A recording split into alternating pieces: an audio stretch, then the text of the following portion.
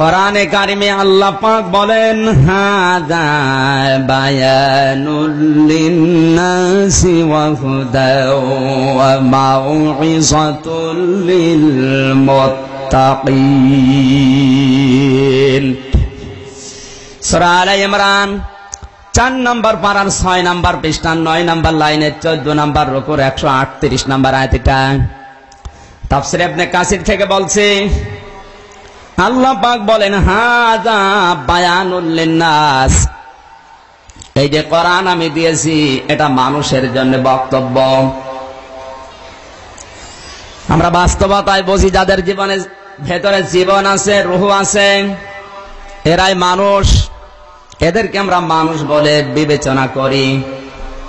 যাদের ভেতরে রূহ নেই, জীবন নেই, প্রাণ নেই, এটা মানুষ না, এটা মানুষের লাশ। সুতরাং কোরআন আল্লাহ দিয়েছেন জিন্দা মানুষের জন্য। অথচ ভারত, পাকিস্তান, বাংলাদেশ এই ৩টা দেশে বিশেষ করে মানুষ মারা গেলে কোরআন পড়া হয়। বেশিরভাগ ক্ষেত্রে দেখা যায় মহিলারা সুর করে লাশের পাশে বসে বসে কোরআন তেলাওয়াত করছে। মানুষ এটা তৈরি করেছে।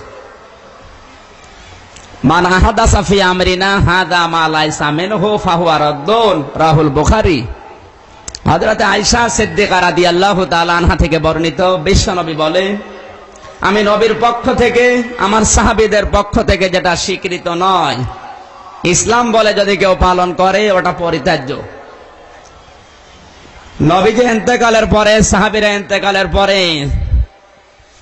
মহিলারা কোরআন তেলাওয়াত করত পাশে বসে, এমন কোন হাদিস আমরা পাইনি। সুতরাং এটা হাদিসে নেই। সম্মানিতা মা বোনেরা, এখানে যারা এসেছেন, এই আমল যাদের আছে এটা পরিত্যাজ্য।